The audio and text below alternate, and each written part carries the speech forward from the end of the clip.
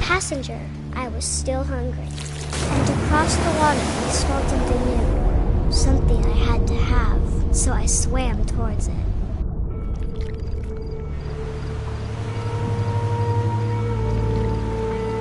I slithered onto the sand, and the good smell went into an old pipe.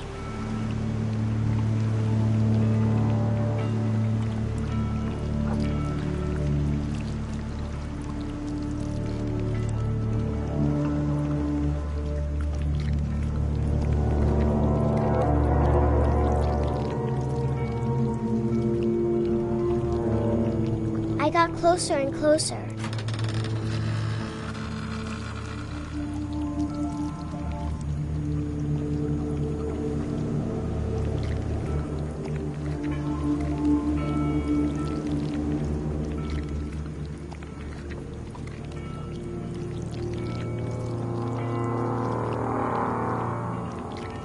All of my stomach started growling. And suddenly, I was me again. I held my breath for a long time, but I couldn't hear anything. I think it's waiting for me to fall asleep. But it's not going to wait much longer. It needs to feed, and we both know I will be delicious.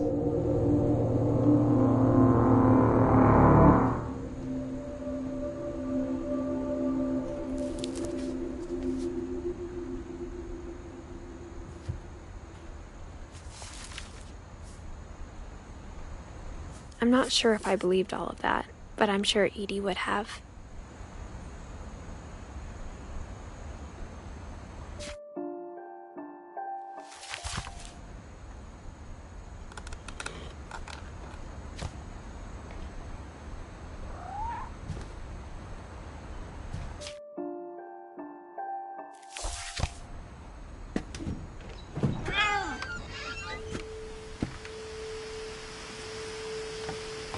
This will be obvious later, but my mom never told me any of these stories.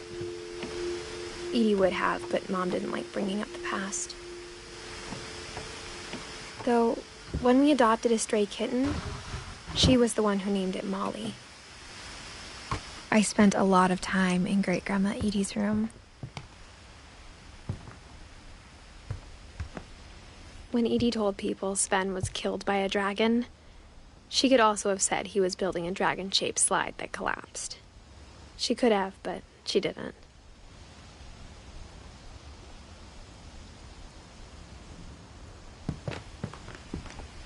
One summer, they evacuated the island, but Edie refused to go. For a few weeks, she was a celebrity. I hadn't thought of myself as Edith Jr. for a long, long time. Edie gave a big interview about a mole man living under the Finch house. My mom was furious.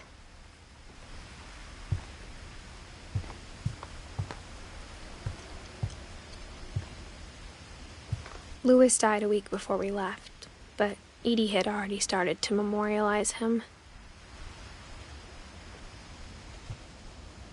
Her room was like a museum. For 500 years, the Finches have been famous throughout Norway for their fortune and misfortune.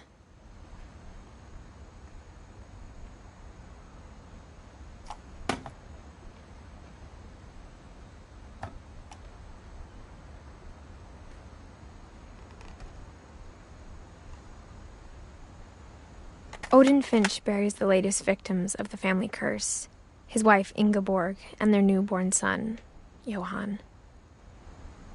On January 7th, 1937, he set sail with his family and his house, hoping to leave the curse behind.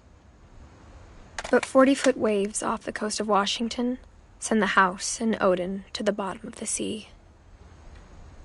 Odin's daughter Edie, with husband Sven and baby Molly, step ashore on their new home, Orcas Island. Odin Finch is the first to be buried in the new family cemetery. His daughter Edie is already dreaming of a new Finch house.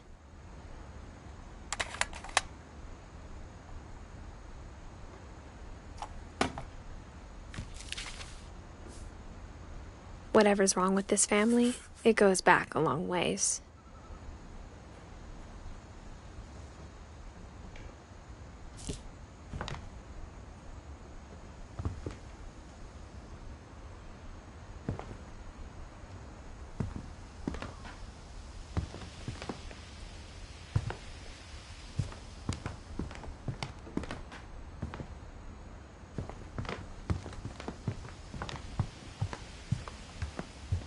Even in her 90s, sometimes Edie seemed a lot younger than my mother. The only trace Grandpa Sam's first wife, Kay, left on the house was the pink bathroom. It was a pretty big trace.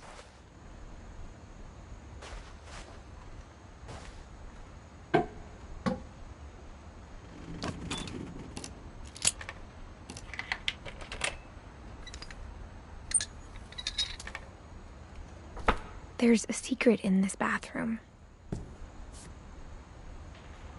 It's in the last place you would look. It isn't in the cupboard. It's hidden in this book.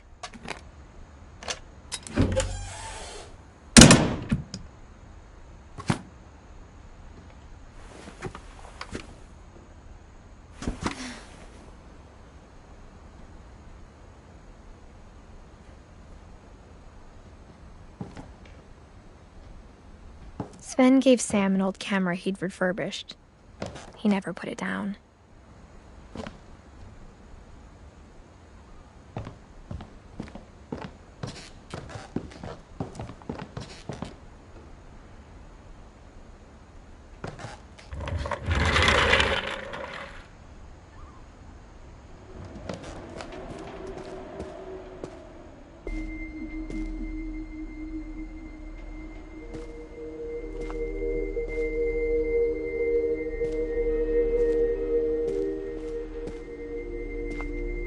I knew Grandpa Sam had a twin,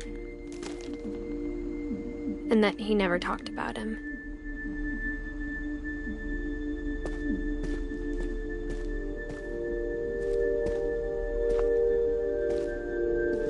I guess my grandpa didn't like history any more than my mom did.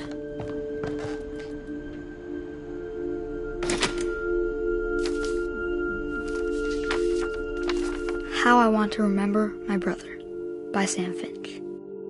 The thing I remember is that when he made up his mind, that was it.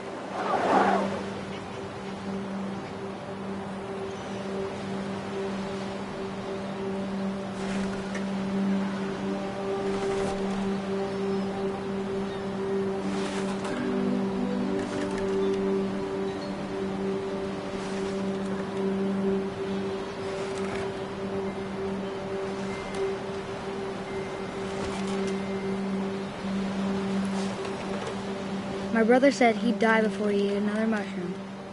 And he did.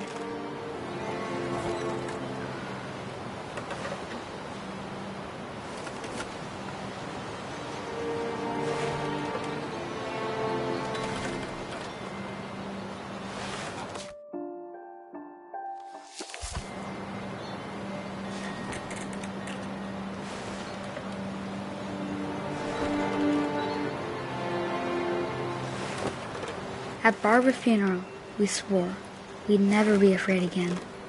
And he wasn't. I think Calvin always wanted to fly. Sam! Calvin! Dinner's ready! Coming! But that day, he finally made up his mind to do it. I told him going around was impossible.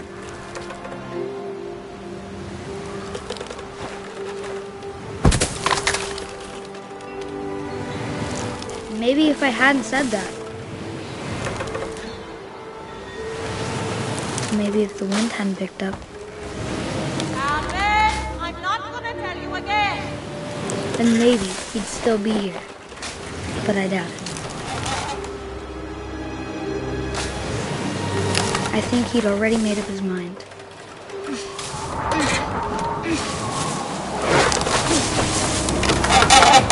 That's what I want to remember about my brother. The day he made up his mind to fly. And he did.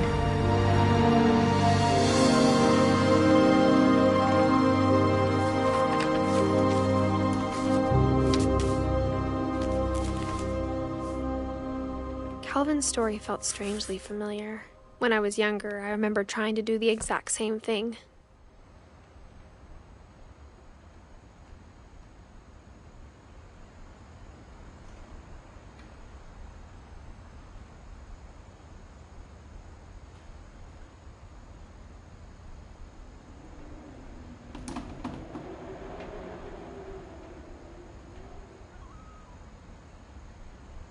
After the funeral, Edie roped off Calvin's half of the room.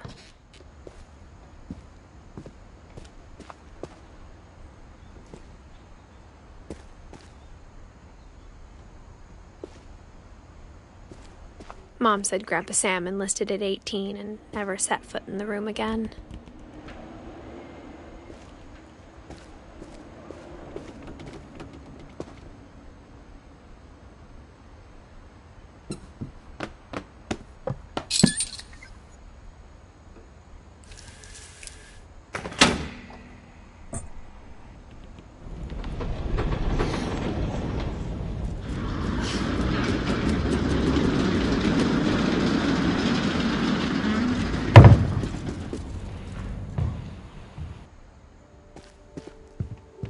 The passages were a pretty tight fit. They'd obviously been built for smaller hands and bellies.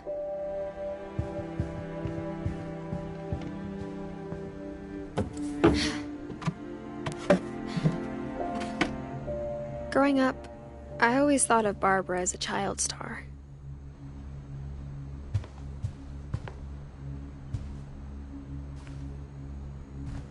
I never thought about how hard it must have been for her afterwards.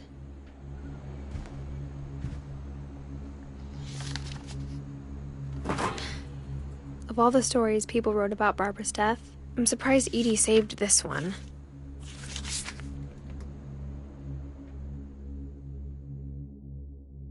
Old Jack here with another ghastly tale inspired by America's most unfortunate family. I'm calling it The Surprise Ending of Barbara Finch. As a child star, Barbara was famous for her scream. Now at 16, she was all washed up. A has-been. But in a lucky break, she'd been asked to perform her signature scream at a local convention for monster movie fans. It was just the boost her career needed. Unfortunately, her scream hadn't aged well. Getting better. I think you just need the right motivation. Her biggest fan and current boyfriend, Rick, was about to demonstrate when... Now that was a great scream. It was Barbara's father, Sven. He'd slipped into a table saw and had to be rushed to the emergency room. So Barbara got stuck babysitting her youngest brother, Walter. Her convention comeback was cancelled. Okay, I'm hearing frustration, but I'm not hearing terror. What if I tried... A gang of hoodlums in Halloween masks have been terrorizing Orcas Island tonight. Police are urging residents to... That came from the basement. You're right! Also, I loved your delivery on that. Why is your basement door locked? Because my dad likes making puzzles and secret passages. There's a key hidden in the music box. The secret is to keep winding and winding until finally the key pops out. Thanks, babe. I'll be back in a sec. 20 minutes later, Rick hadn't returned. So Barbara went to look for him, right on cue. She reached for the music box. And as she wound the key, she listened for Rick, but the house was silent.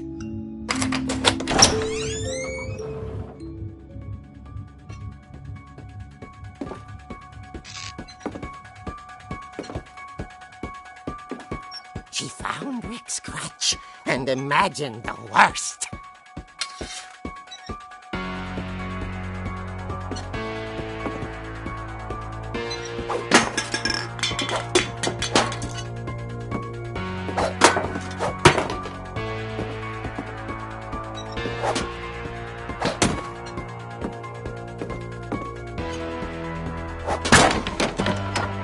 The gang's leader is the infamous Hookman killer, Dr. Carl Hamill, who impaled and then ate his family 10 years ago tonight.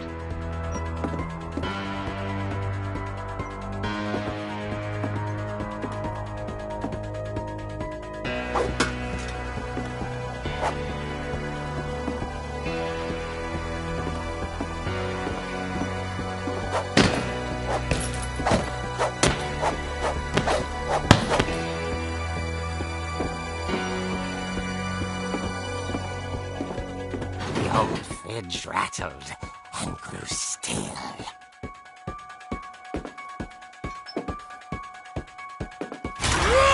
Oh dear!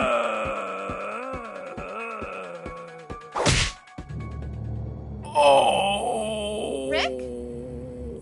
Barb, relax. I was just trying to scare you to help you find your scream. Well, I'm not scared, Rick. I'm furious. Then act furious. All I'm getting from you now is that you're hurt and confused and you... She threw him out, but she kept a little something to remember him by. Barb, have you seen my other crutch? And she was still holding it when she fell asleep watching the late picture show. Hours later... Barbara! Walter, what's going on up there? Ah! Okay, I'm coming up, but if this is a trick, you're dead, Walter.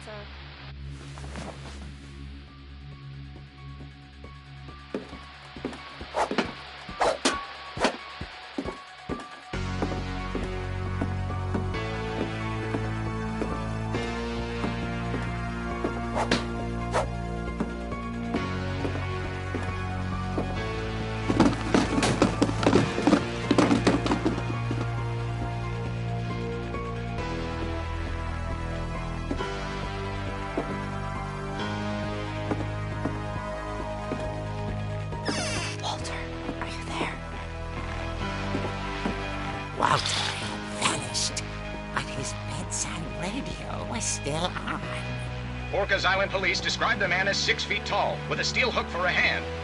Residents are urged to lock all doors and windows and notify the police of any suspicious activity.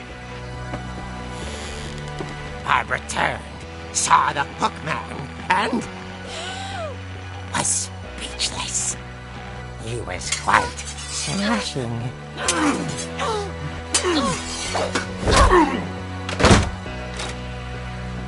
And he knew he was. He couldn't get enough of Barbara. Okay, Barbara. There's gotta be another way out of here.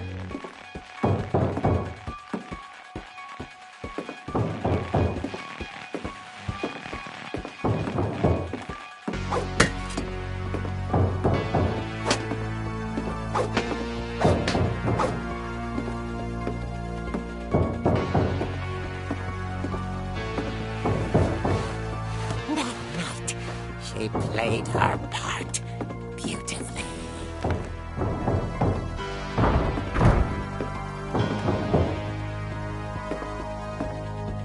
Molly's door hadn't been opened in years. The hinges groaned.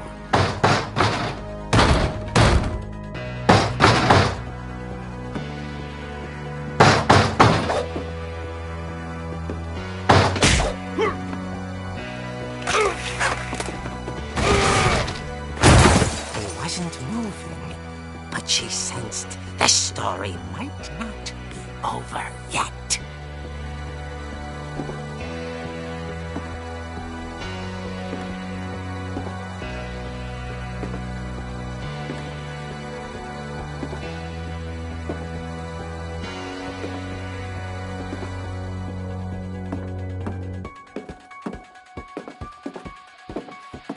The hookman had vanished. She listened for his breathing, but all she heard was...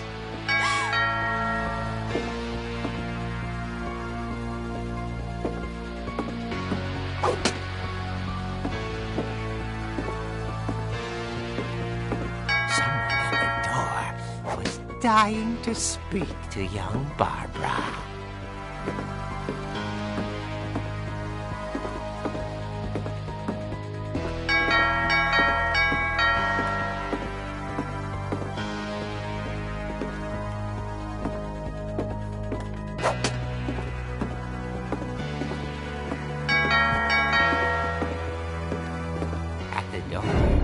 She heard whispering.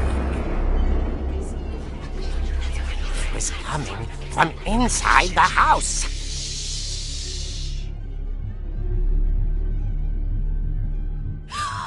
Oh dear. Surprise! Bravo, Barbara! You were wonderful.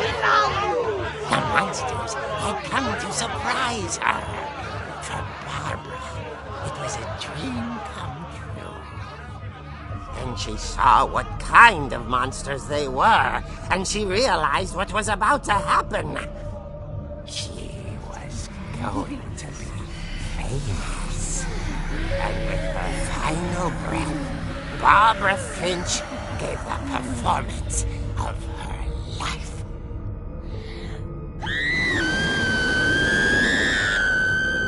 I wasn't there myself, but I hear Barbara was magnificent. Poor girl. She had a taste for stardom. But unfortunately, so did her fans. Of course, the police blamed it all on poor Rick, who disappeared the same night. And little Walter? Hiding under his bed the whole time. He took it all pretty hard, but that's another story. As for Barbara, tucked inside the music box is all they ever found of her. Her ear. Now that's what I call a real eerie tale.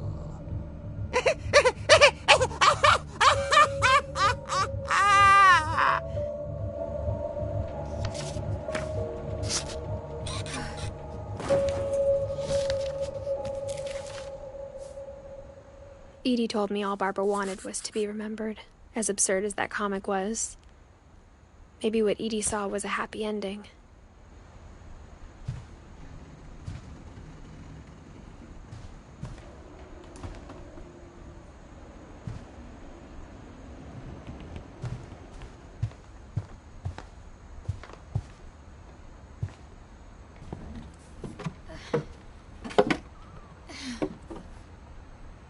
I guess now I know why Mom didn't like me playing with the music box.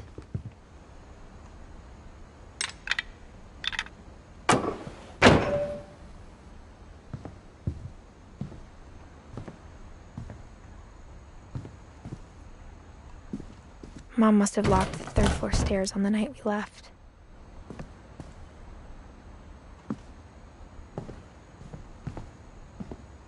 Edie's father, Odin, built the original house.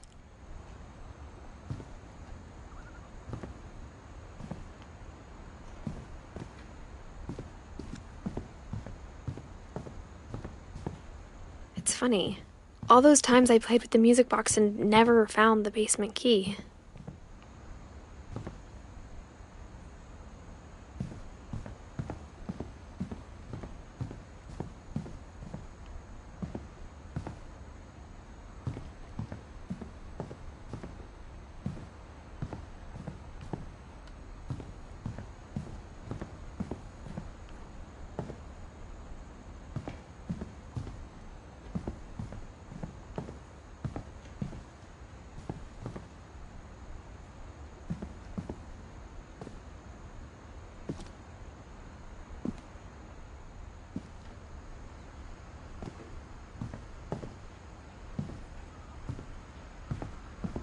My mom wasn't much of an optimist, but she never stopped believing that my brother Milton was alive.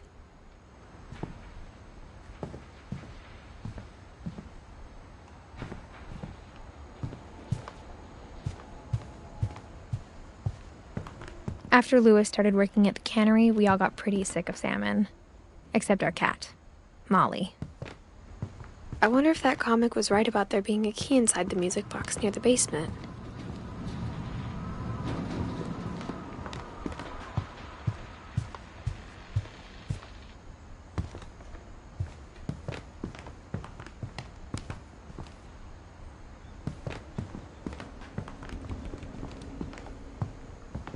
Even the fireplace had a story. Edie told me the bricks came from the original house, after it sank. Maybe I should go check out that music box down by the basement.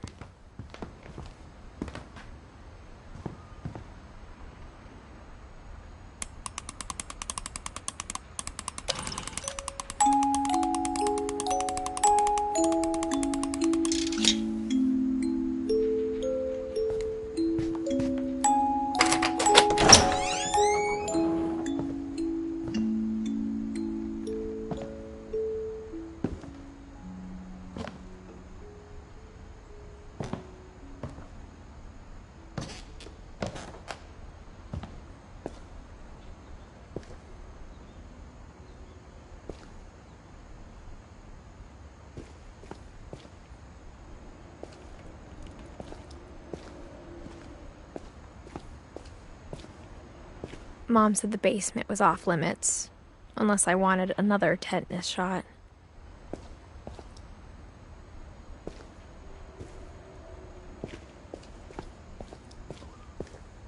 I saw Edie sneak down to the basement once, carrying packages.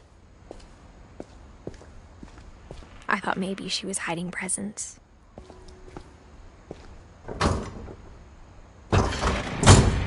It turned out she was hiding a lot more than that.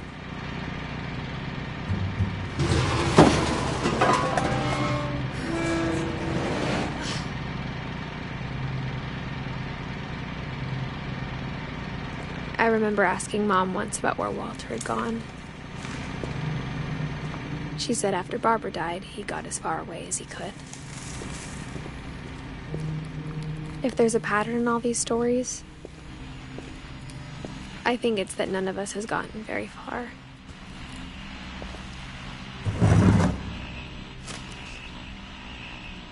Goodbye, everyone. I can't believe I've been down here for 30 years. On that first day, after the shaking started, I didn't think I'd survive a week.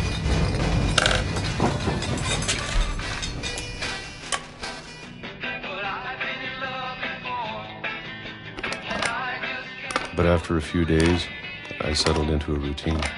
That's what kept me sane. Having a schedule, living for today. I always expected to be dead tomorrow. But if you wait long enough, you get used to anything.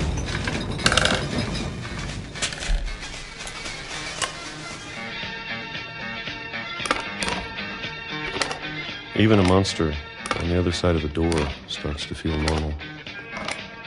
Almost friendly.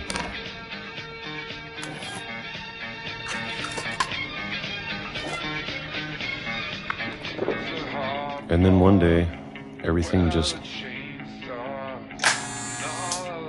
stopped. Whatever that thing was, it was gone. Maybe it got tired of waiting. Or maybe I just got tired of being afraid.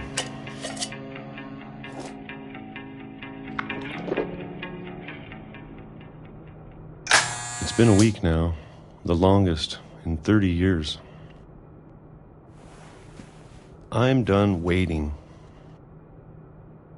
I have to leave while I still can.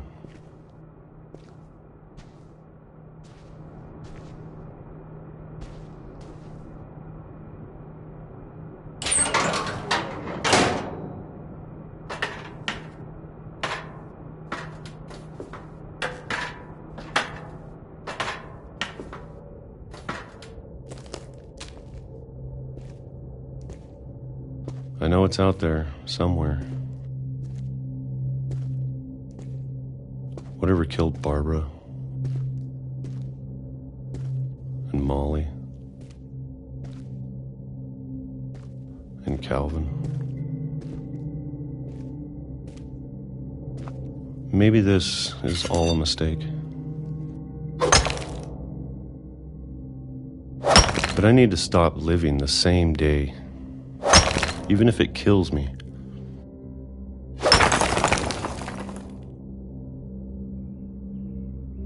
Whatever's out there, I want you to know I'm ready for it. I'm going to appreciate all of it, especially the food. I don't mind if I only have a year left, or a month, or a single week. I'd be happy with one more day. I can already imagine the sun on my face.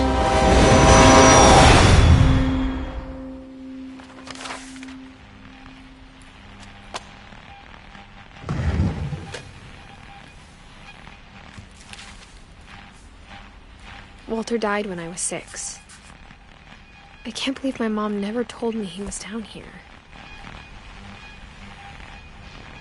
I'm sure my mom was trying to protect me.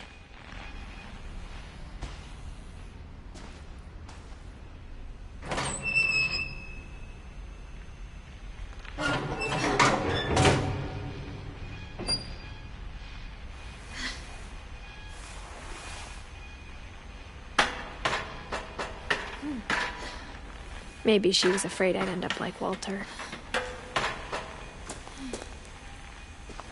But if she never told me about an uncle under the house, I can only imagine what else she was hiding. I don't want to make the same mistakes she made, trying to bury something that's still alive.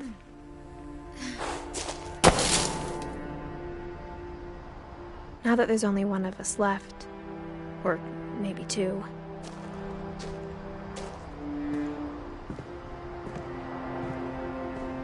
I thought it was time I heard the stories for myself and found out what happened to everyone else. But now I'm worried the stories themselves might be the problem. Maybe we believed so much in a family curse, we made it real.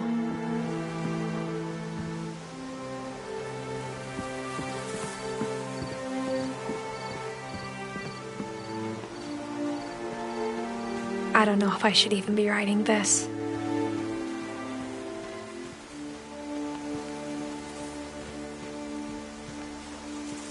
Maybe it'd be better if all this just died with me.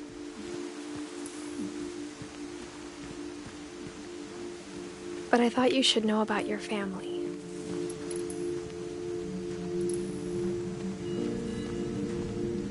And the history you're a part of.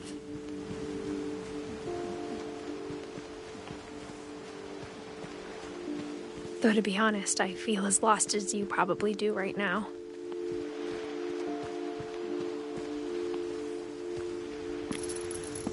I think the people in these stories believed them, for what that's worth.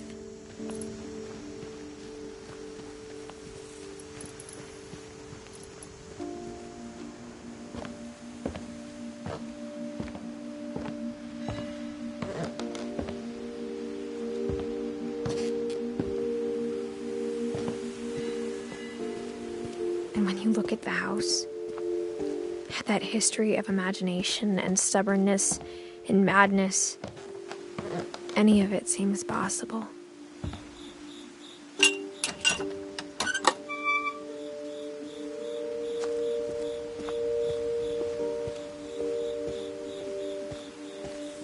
I think we've been surrounded by death for so long, we've just gotten used to it. What kind of family finishes building a cemetery before starting the house?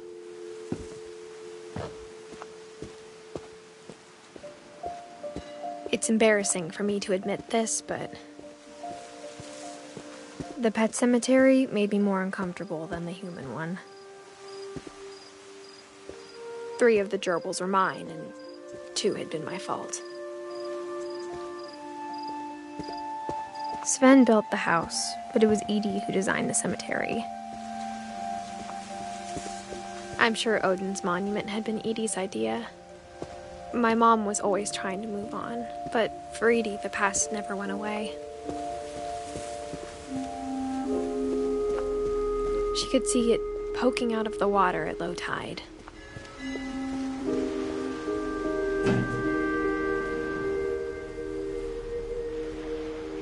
Edie said she dreamed about the old house every night.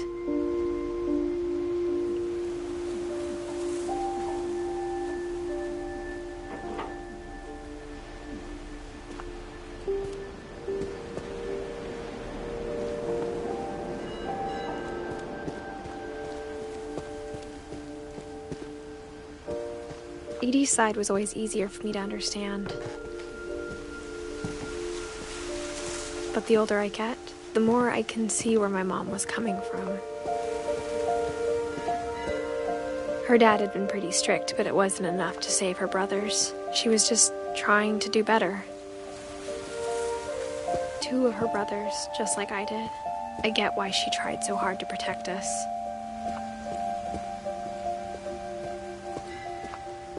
There's so many things I wish I could ask my mom now. Part of me thinks this is what she wanted all along.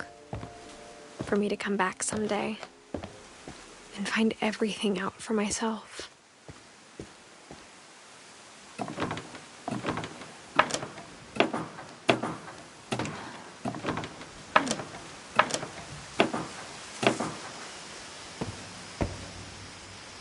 But looking back on it now, if she told me there was going to be so much climbing, I never would have come when I was 22 weeks pregnant.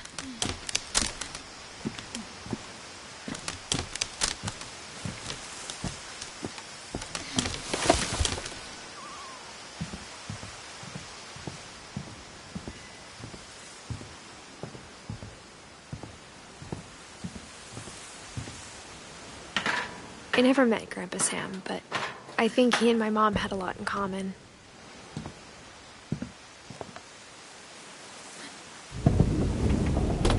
They were both pretty intense.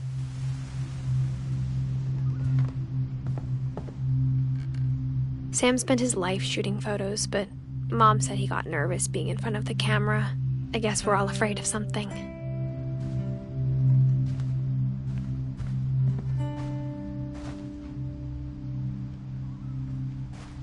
Instead of hiding from death, Sam seemed to go out of his way to meet it.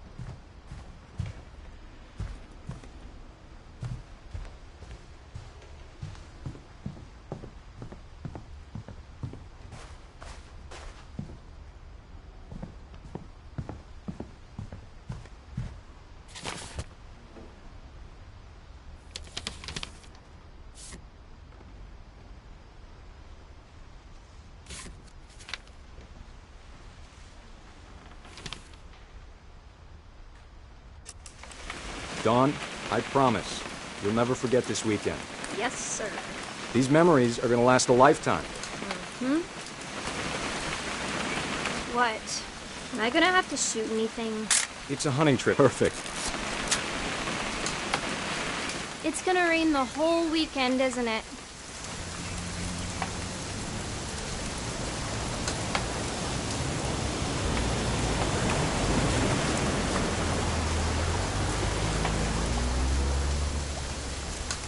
I will never forget this weekend, Dad. That's the spirit. Okay, got it. I'm gonna take some pictures, okay? Just be careful. That camera's older than you are.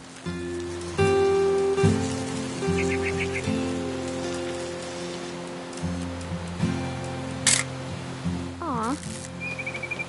You're right, Dad. It's starting to clear up. Still freezing, though.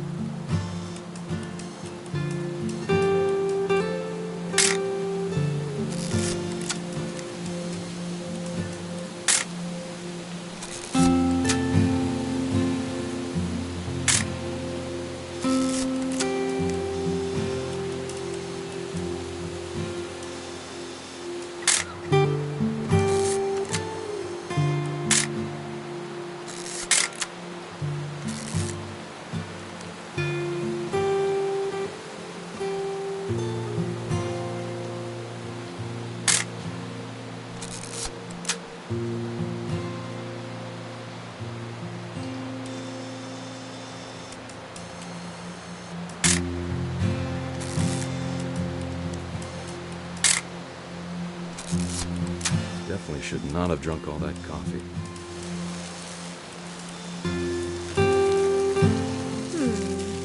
Hold still while I take a picture of you. Hey! That's a keeper. I'm just saying, I'm not always gonna be here, Dawn.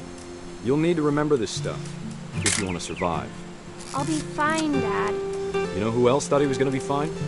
Some guy who died. Dawn, I'm being serious. I know, Dad. You're always serious. Doesn't being out here make you want to chill out? Well, to tell you the truth, I haven't been out here in 20 years.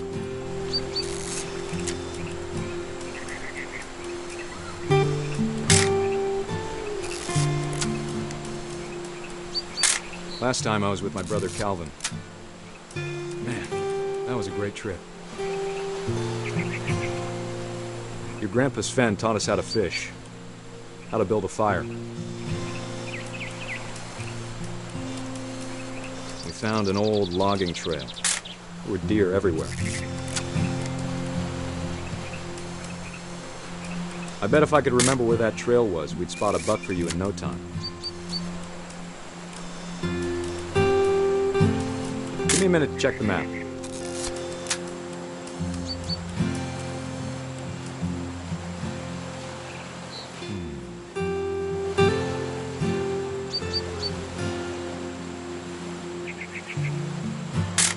Let's see.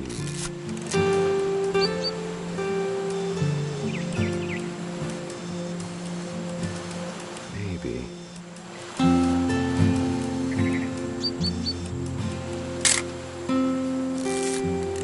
What was it? Don, don't you think you could find something more interesting to photograph?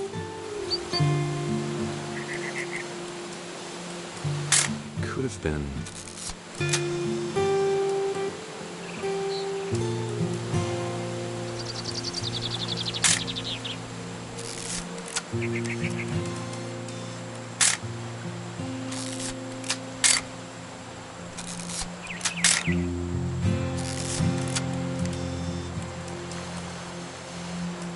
Dad! Good eyes, Don.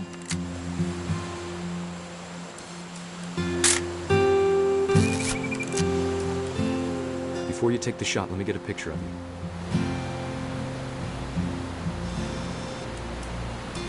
Dad, Let me get behind you. do I have to do this? Don, you don't have to do anything. But if you want to survive... Great shot, Don!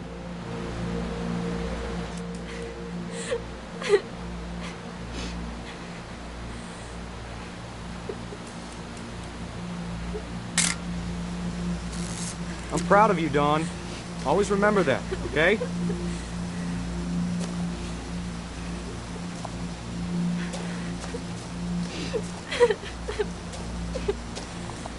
Sorry, Don. Just gotta reset the timer.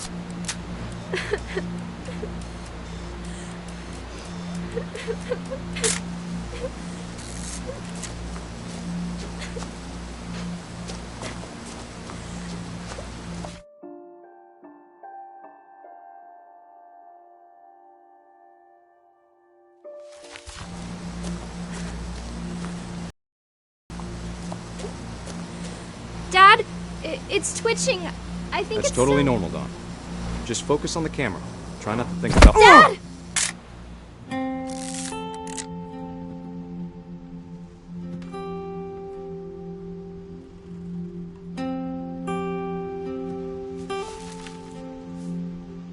Of all these stories, that's the one I wish most that my mom had told me.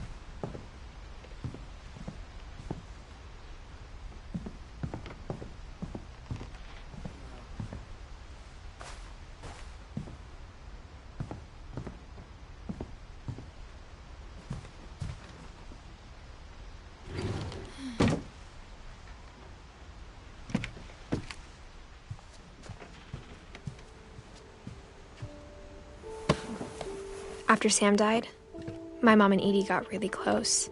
They'd both lost a lot.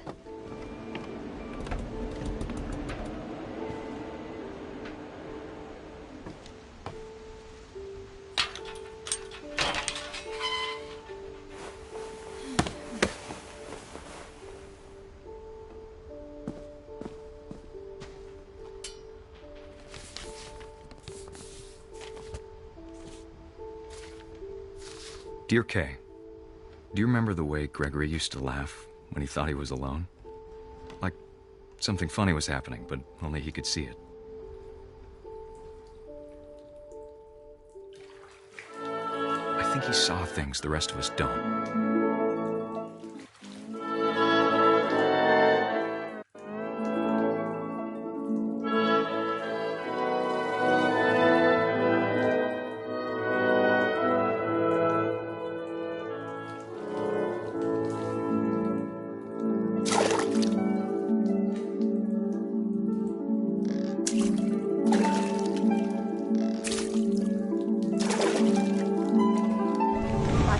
Gregory, it's time to... Hold on, sweetie. Hello? Sam, I told you I don't want to talk right now. I wonder what he saw.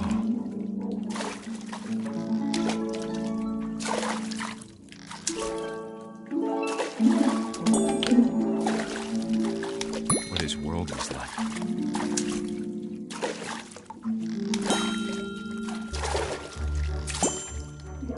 It reminded me so much of Calvin. Lost in his imagination. Whatever it was he saw.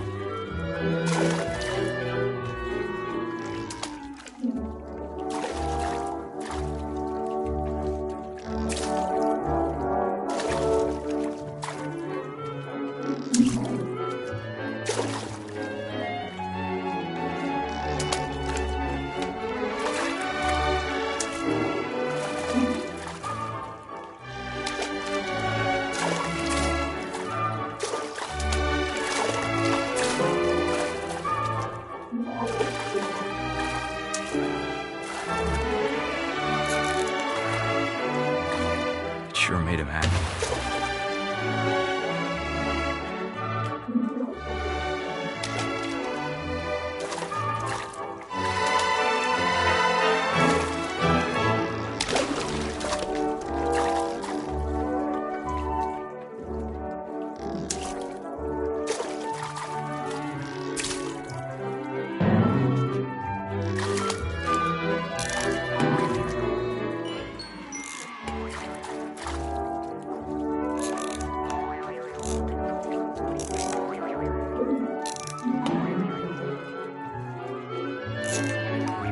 I know how silly it sounds.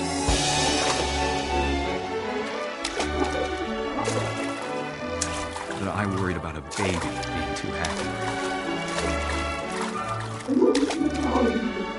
But I can feel him slipping away. Sorry about that, Gregory. I know you did everything you could. Maybe if I hadn't called that night. I wish he could have told us about the world he saw.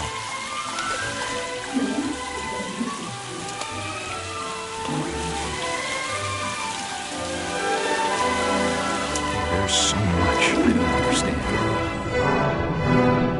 about Gregory, about everything.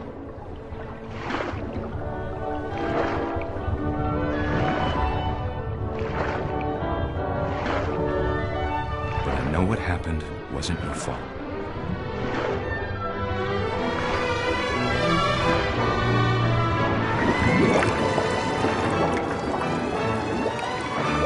I'm sure he's happy.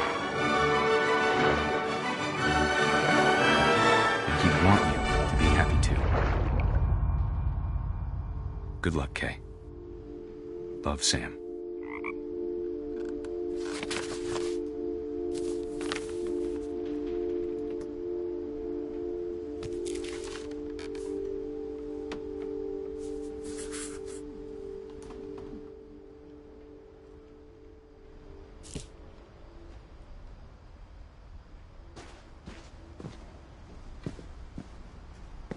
can't imagine my mom ever writing poetry, and yet... A poem for Gus, who always said the wedding was a bad idea. Our father never hit us kids, at least not very hard, before the day my brother said with teenage disregard that he'd be dead before he'd see a wedding in our yard.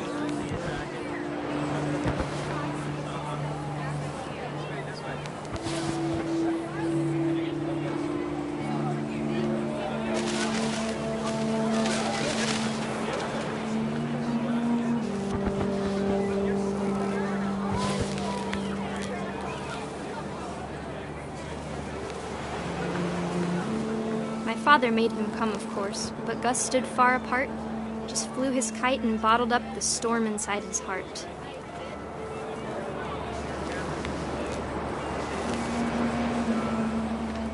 I tried to talk him out of it, but though he'd never met her, we don't need a stepmom were the words that I now pronounce you husband and wife.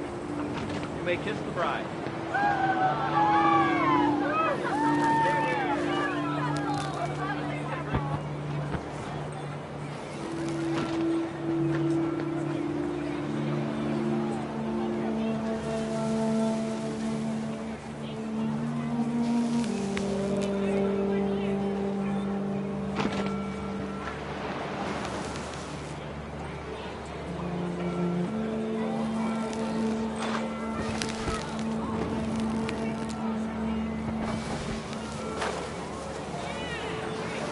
When the time for photos came, Dad ordered him to come here.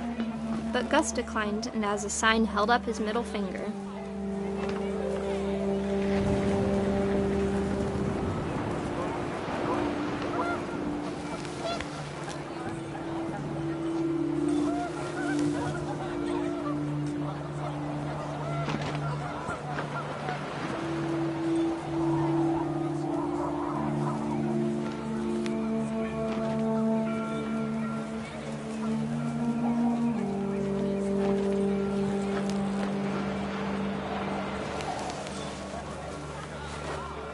The wind picked up, and panicked geese appeared and quickly went.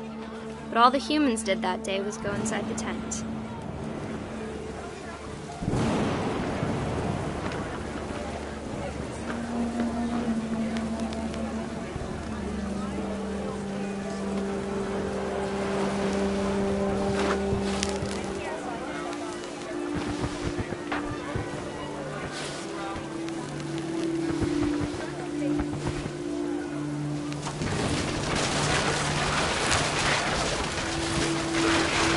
Rain came down in buckets then, but no one seemed afraid that nature might destroy the tent our dad had crudely made.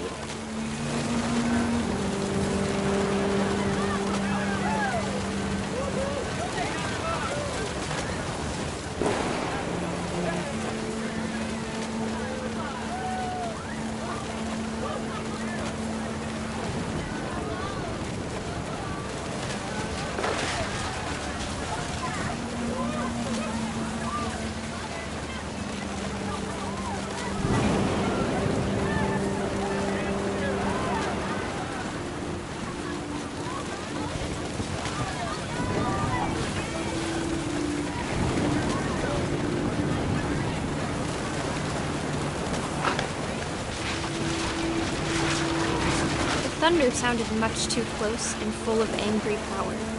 But all my father said to this was, "Make the music louder."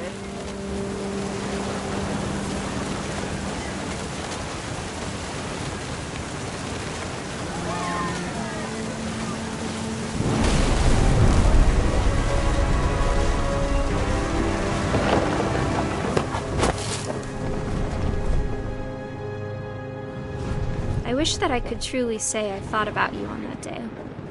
Out there on the beach alone, just you, the wind, the sea, and foam. But I didn't, until we found you.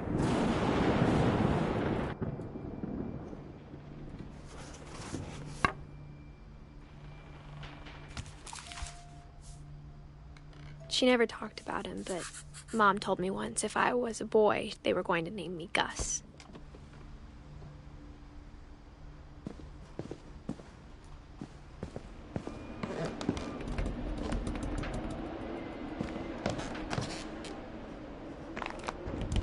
My mom moved up to the loft after her brothers died. At the time, it was as far away as she could get.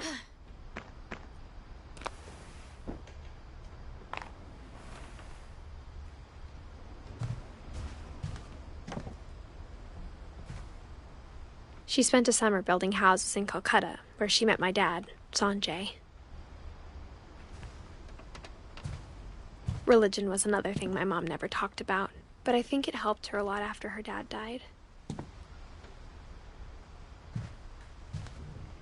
My mom moved to India a week after graduation and got a job teaching English. Louis was born a year later.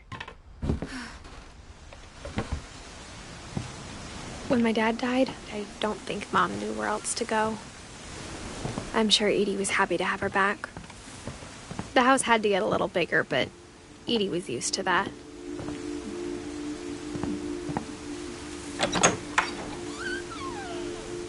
And for a while, things were good. Almost normal.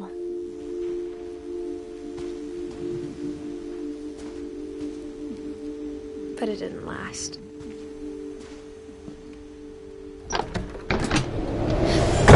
The beginning of the end was Milton's 10th birthday, when Edie gave him a castle.